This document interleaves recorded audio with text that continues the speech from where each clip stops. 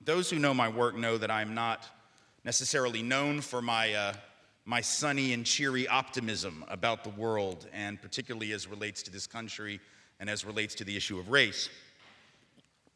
And yet, because I am a father, right, I always try to tease out some optimism out of the worst moments that befall us as a nation. And I do that because I think it's important to give young people hope, right? And I've got 2 of these young people in my home that I'm responsible for. So I'm always looking for a silver lining in whatever cloud happens to cover, right, the skies of the country. And it's real hard to do that right now, right? Things are a little foreboding. And yet I have figured out, and I don't know if I actually believe this, like, I might totally be fooling myself, right? So you don't have to buy it. I don't even know if I buy it. But I'm going to try to tease out some optimism of this moment. Here it is. Let's see how this works, right? For the last 8 years, as I've gone around the country doing this work, talking about race in America, and not just myself, other people who do this work as well, for the last 8 years, we have been having to convince people, particularly to convince white Americans, that the issue of race and racism was even something we had to talk about.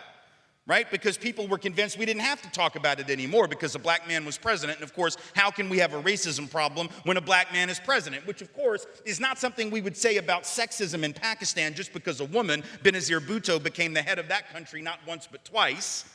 It's not something we would say about Great Britain just because Margaret Thatcher became the head of state on several occasions. It's not something we would say about Germany or Ireland or Israel or India or the Philippines, all of which have had female heads of state. We wouldn't say sexism was dead in those places. We wouldn't say misogyny and patriarchy had been eradicated there, but in this country, that is sort of what we said for 8 years about race and racism just because a man of color was in the White House.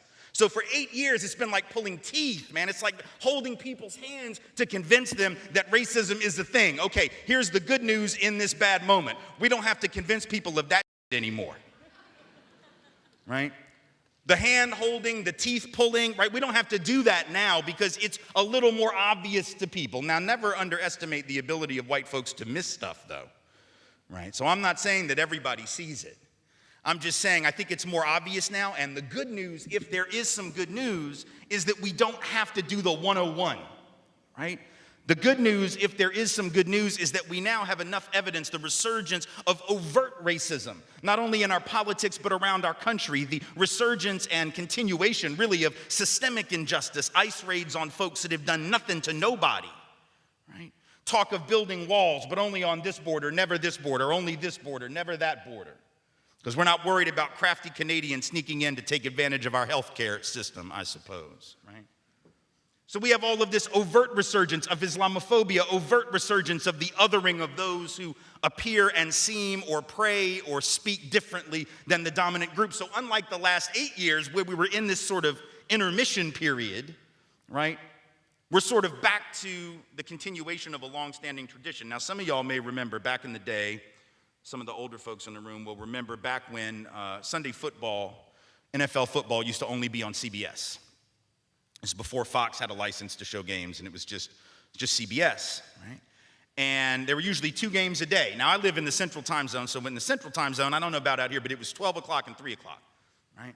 And the 3 o'clock game, if you were on the East Coast or in the Central Time Zone, would always bleed over into the 6 o'clock hour, which is when 60 Minutes comes on, right? And so what would happen, now if you're on the West Coast, they would show it in real time, you know, because y'all were behind a couple hours, and so you could see it live. It didn't interrupt 60 Minutes. But if you were on the East Coast or in Central Time, it would bleed over, and about 6:15, the game would end, right? And the announcer would come in, and the voiceover would say, "And now back to your regularly scheduled programming." Right? That's sort of what the election of Donald Trump is, y'all, just so you know. It is back to your regularly scheduled programming.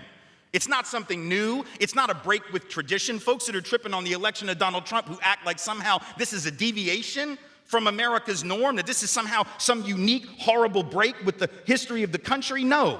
The glitch was the 8 years of the Obama administration. This is back to your regularly scheduled programming. The history of politicians scapegoating black and brown folks, blaming them for problems that they didn't create, and then getting votes on the basis of that, that's not new. Donald Trump didn't create that, didn't invent that. That's been going on for 400 years, back to the colonial period, before we even were a country. So the first lesson is, don't assume that what's happened all of a sudden is a new thing. Don't be shocked by it. This is normal for America. Welcome to your country, right? Is what this really is all about. We have to start with that, and we have to understand the past and how the past connects to the present so that we can understand this isn't a unique break with history. And the reason it's important, it's not just an academic point. If you want to fight injustice, you have to know the injustice that you're up against. And if you think that it's a new thing, if you think the monster in the room is new and unique, it becomes disempowering because you don't know how to fight that monster.